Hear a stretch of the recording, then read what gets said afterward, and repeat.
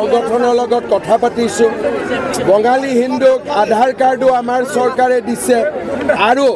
আজি ডিটেনশ্যন কেম্পতো এজনো বঙালী মানুহ নাই আমাৰ যি ধৰণে আইনৰ গতিৰে বৰ্তমান আগবাঢ়িছে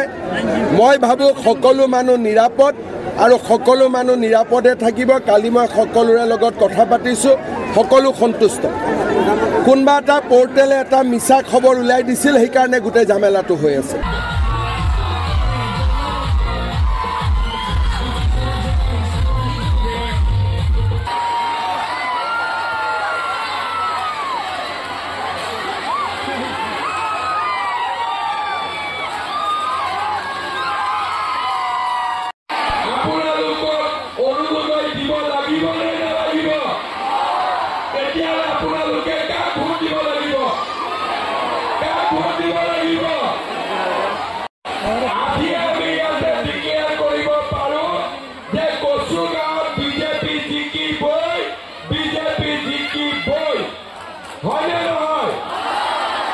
কোনো চিন্তা কৰিব নালাগে যি কাম কৰিব লাগে মই কৰিব হ'ব